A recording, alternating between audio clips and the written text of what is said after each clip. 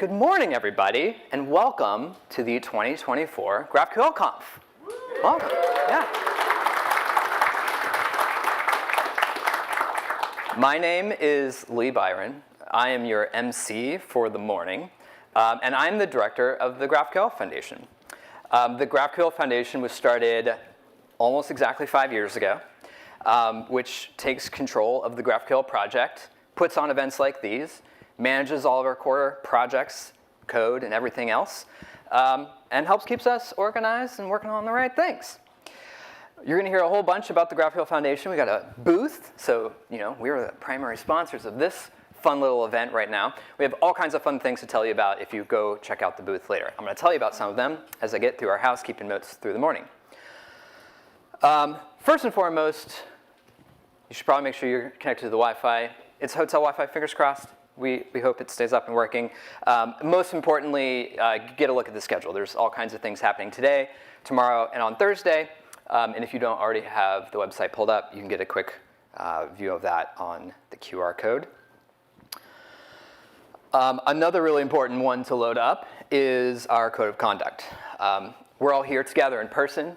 The reason for that is so that we can all talk to each other, meet, and work together, which means we all have to be playing by the same rules. So please take a look at that. Also includes some notes and instructions on if anything were to happen, what to do about it. You'll find that there. And really a huge thank you to the sponsors who made this event possible. Events like this are not easy to put together, take a lot of blood, sweat, tears, and resources, and everyone on the slide has contributed at least 2 or more of those. So please, round of applause for all of our sponsors who made this possible.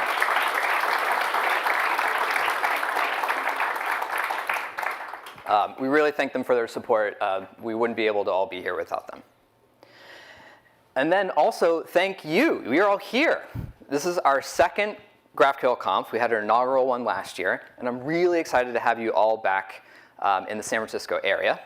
I see many familiar faces, many of you who joined us last year, and so welcome back. And I also see a lot of new faces, so I'm really thrilled that you're here. GraphQL Conf is put together by our core project community. You'll see a lot of the talks that are going on, a lot of programs, a lot of things that are happening are all organized by parts of our core GraphQL community. We're here to make sure that we're bringing this broader set of people together to learn stuff, raise problems and perspectives, and share ideas and build stuff. So that's what we're doing here this week. Welcome. I'm really excited to have you as part of that. And while I'm happy that we're all here on my home turf, San Francisco is my home, I acknowledge that we've now had 2 of these events in the Bay Area, and I'm feeling a little guilty for being selfish and having them on my home turf. And I've always been very proud of the GraphQL Conf being a worldwide community. I've already talked to a handful of folks this morning who are telling me all the various corners of the globe that they've flown in from. So thank you, thank you, thank you, especially if you've had a very long trip to get here. And I want to let you know that this is not a Bay Area conference. GraphQL Conf is going to follow around the world since our community is around the world. So you'll hear a little bit more about this, but we're committed to having the next iteration of GraphQL Conf somewhere in Europe, as we're now searching through locations and venues and figuring this out. And we're going to make sure that GraphQL Conf continues to move around the world so that we can find each of you in your homes.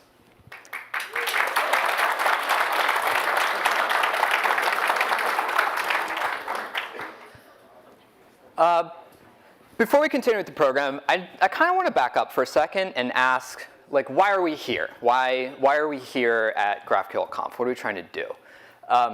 GraphQL is first and foremost, it's a technical project. We've got open source specifications and code, tools, and more things like that actually many of you contribute directly to. So yes, we're here to talk about that work, to share progress, help people catch up on what's going on. But you could probably do that by watching the YouTube series, right? Or blog posts get written when major changes happen, or you could follow along with changes to the project itself. So then why come to GraphQL Conf? Why come to GraphQL Conf in person? Well, quite frankly, I think we have a pretty big challenge ahead of us over the next couple of years. And the reason that you're all here is that we need your help. Because GraphQL is not just one thing. It's not one project. It brings together code written in well over a dozen languages, across mobile devices, desktops, server clients.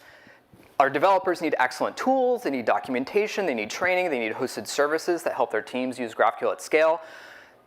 The core GraphQL project run by the Foundation covers just a narrow set of those. It's really the result of this community building all of that ecosystem that makes the GraphQL project work. So in order for that whole ecosystem to move forward, we need to move it forward together. We need to be aligned about what it is that we're trying to do, how our various pieces need to interconnect with each other, and for each of us to take a part of that ecosystem journey and drive it. So what we're here to do this week is share perspective and ideas of what we're all working on, gain insights from different perspectives. People in here are all working on different projects in different environments, talking to different customers, whether that's core technical people or whether it's folks out in the world using this stuff in production. And I want to make sure that everyone is sharing their ideas with each other so that we can figure out together where it is that we're trying to go. And then everyone in here knows what their role is in helping us get there.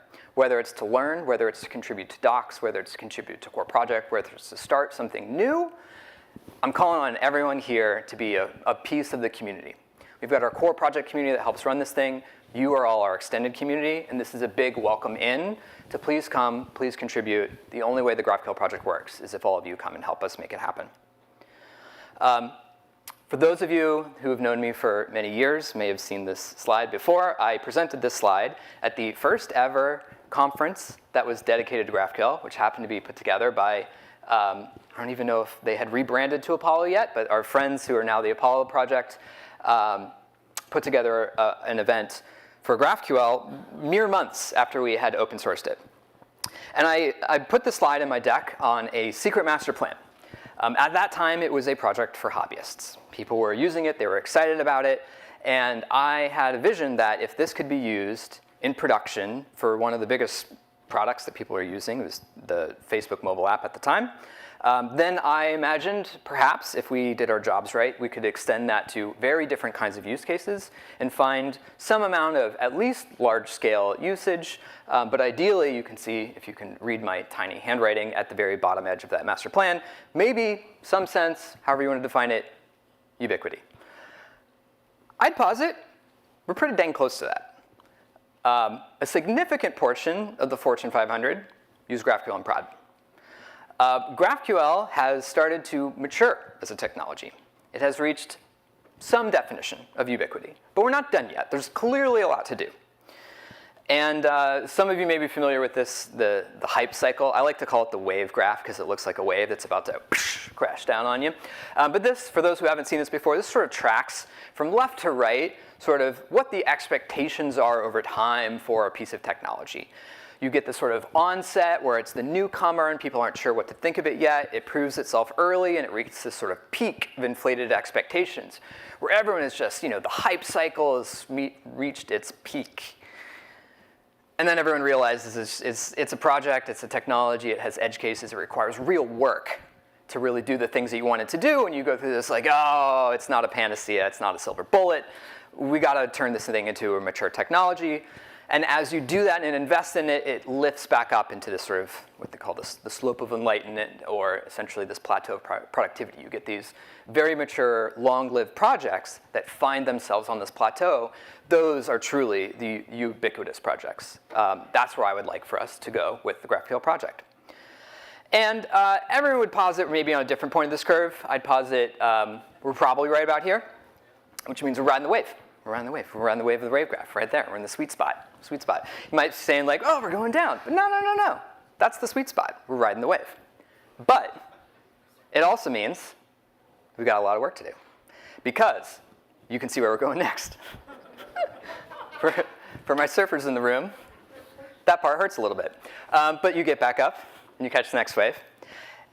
And so we need the discipline and follow through, start to build the things we want to build, ensure they connect together so it's not a disparate set of tools that don't work together, but it's a tight-knit ecosystem of technologies, tools, documentation, et cetera, that allows us to make it through that trough, into the slope, and into the plateau of productivity.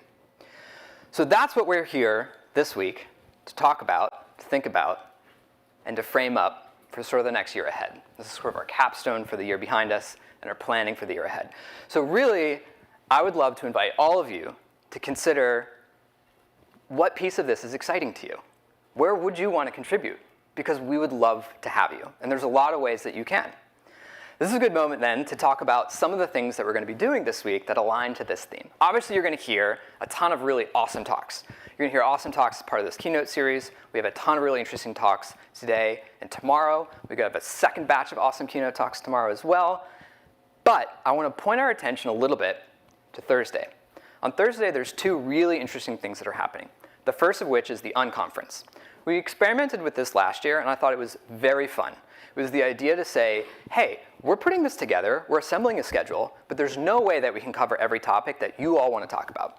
Almost certainly, there's going to be some things that you want to say, I wish there was a conversation about something. How do I find the people who are interested in that topic so I can talk about it together? Unconference. We have set up a little schedule board that is next to the GraphQL Foundation booth. If you walk out this door and turn right, you'll find the GraphQL Foundation booth. And you can go there and you can put up your ideas for the things you would like to talk about. And we've pre-filled some of those in. So there's going to be a handful of lightning talks that we're going to run as part of the unconference. We're going to do some show and tell sessions. And importantly, some of the building blocks of the GraphQL Foundation are going to be running essentially their standard meetings, the things that we would do to keep the GraphQL Foundation afloat. We're going to run open versions of those meetings as part of the unconference. So we're going to have, we were actually previously scheduled to have our working group meetings, which is the core technical project meeting on how to move the GraphQL specification forward. We're going to chop that up into a couple unconference sessions and run those on Thursday. The technical steering committee is going to do a broader Q&A, and we're going to have TSC members spread across the unconference. And we have our board meeting. So the GraphQL Foundation is operated by its members. We have a board meeting every month. We're going to have an open version of that board meeting if anyone would like to sit in and see how a board meeting is run. So please join Thursday. We have really interesting things that looks very different from what a usual conference day would look like. The other thing we're doing Thursday is workshops. So many folks here might be thinking I'm not as deep in the GraphQL to say yes to any of this yet. I want to learn. I want to figure out what to do next. How do I ramp up?